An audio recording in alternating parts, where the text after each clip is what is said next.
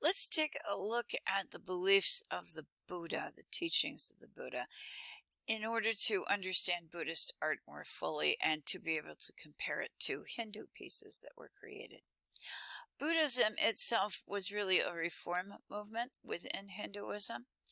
The Buddha is going to be born Hindu, so he's going to accept the full package that comes with Hinduism, and that includes belief in reincarnation and in karma and in samsara and moksha, everything. The Buddha is going to be a little different, though. He is a reformer. He's going to be teaching all classes, all of the varnas, all of the castes, even outcasts. As the Buddha says himself, quote, "Birth does not make one a priest or an outcast. Behavior makes one either a priest or an outcast."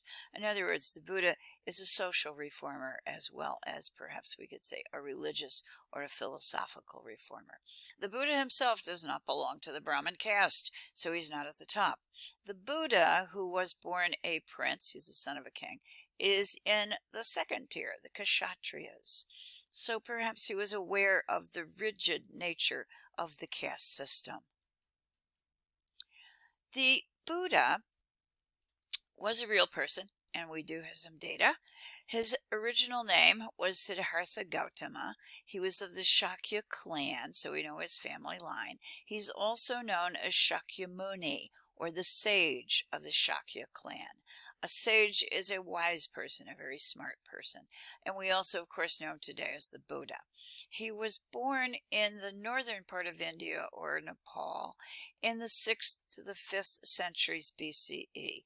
This is an incredible period in human history when a great turmoil in terms of philosophical change, questioning, and evolution of religion takes place.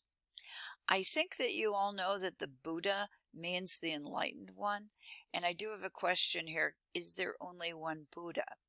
The answer is no.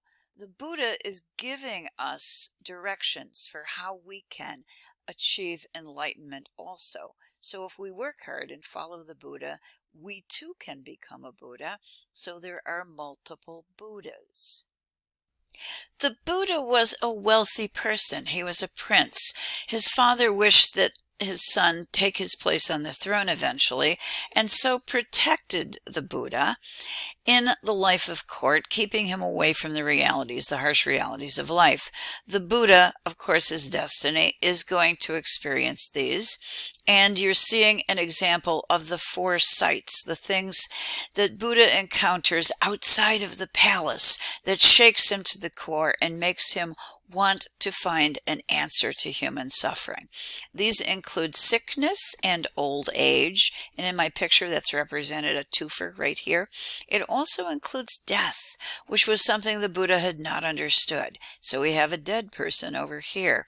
The 4th sight was a mendicant, a preacher, a beggar, someone who had given up all worldly concerns in an effort to understand human suffering and the nature of reality, and that's depicted over here. When the Buddha saw these things, he too decided to become a mendicant, and he turned away from the wealth and luxury of the court. This is going to lead to a short period in the life of the Buddha when he lives as an ascetic, and that's what this image depicts. It is said that he lived on only a grain of rice a day until he was skin and bones, and that's why the statue looks as disturbing as it does to us. The Buddha recognized that this isn't going to work either. These 2 extremes, living in incredible wealth and pleasure or giving up everything and almost reaching the point of death, neither of these extremes is going to help him to find understanding, or as we've come to call it, enlightenment. So the Buddha abandons his ascetic life and turns instead to what we've come to know as the middle path. And he makes a vow that he's going to sit and meditate until he gets it, until he attains understanding. According to tradition in Buddhism, the Buddha sits in meditation under the Bodhi tree, under a tree, and in the course of his meditation does indeed encounter understanding and a realization of truth, what he needs to do and what enlightenment truly is, despite the temptations. And that's what this image shows us all the way around, essentially the seat of the Buddha. He's being tempted to give up his quest for understanding because all of the demons and creatures associated with evil and chaos don't want the Buddha to be able to lead others to a calm life, a life without suffering, a life without the opportunity to escape the cycles of rebirth. The Buddha, nevertheless, does attain understanding, and in fact, that's what this hand gesture means. The Buddha is calling Mother Earth to witness his enlightenment and his understanding. So, what does the Buddha do after he attains enlightenment? Well, not what you would think. The Buddha, in fact, decides he's going to take the ticket out of here, and he's going to embrace liberation. He's going to embrace nirvana or moksha, release, because he has attained the level of knowledge that would allow him to do that. It's going to be a Hindu god, however, Brahma, one of the three great male deities, who's going to come to the Buddha and beg him to share his teachings. So we maintain this very strong connection between Hinduism and Buddhism. Eventually, the Buddha agrees to continue and stay on the earth for his lifetime, and this is a period of around 40 years, and to teach others to follow his path. The Buddha will share his teaching with others. His teaching is referred to as Dharma. That means law or doctrine, or simply the teachings of the Buddha. And as a part of it, we have a symbol. It is an eight-spoked wheel. And the image I have right over here is the wheel of enlightenment, essentially. That is symbolic of the teachings of the Buddha, which we'll get to in a second. What I want you to know is that this is a straight, continuous path back to the Indus Valley, because the Buddhist wheel of enlightenment, which is eight-spoked, also can be found in Hinduism. In this case, it is a symbol of Surya, the sun god.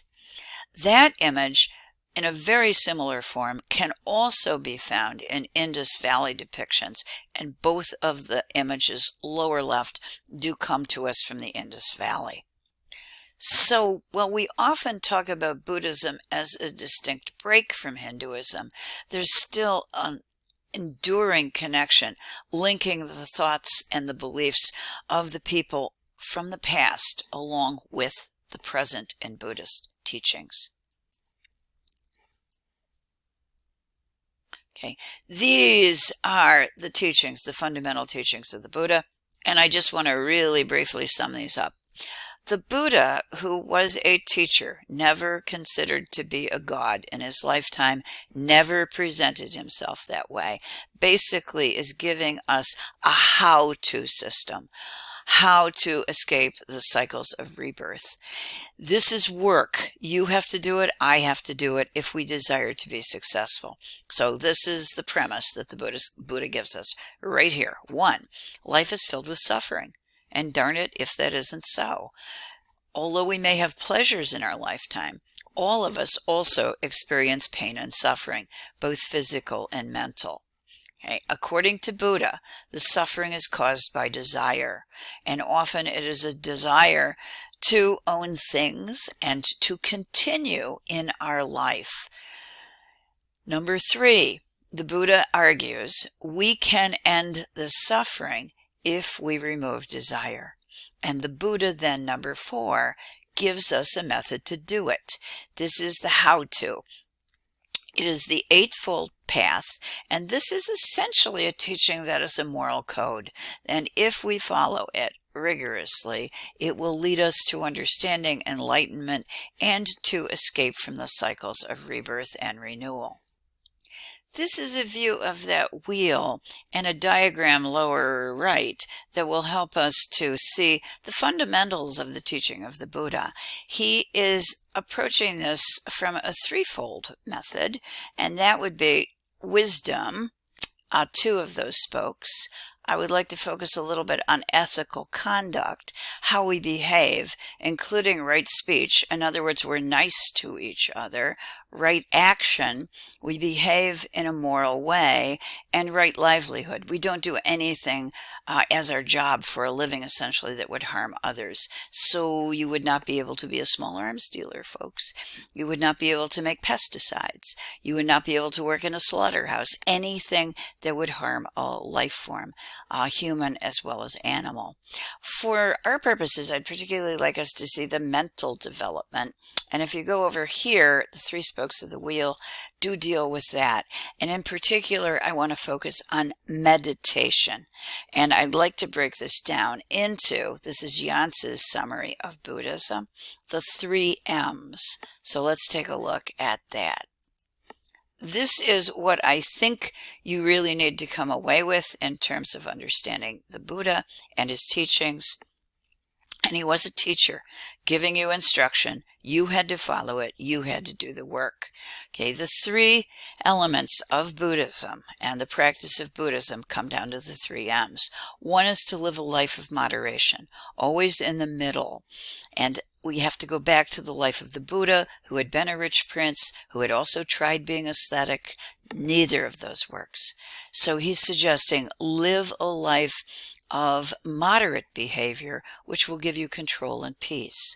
Use meditation as a tool to help you achieve this, and at the same time, lead a moral life. I do need to stress the importance of meditation, which will play an important role in the depictions of Buddha in statues, all of which will reflect the importance of moderation, meditation, and morality, because they'll bring a new quality of spirituality and calmness to depictions in sculpture.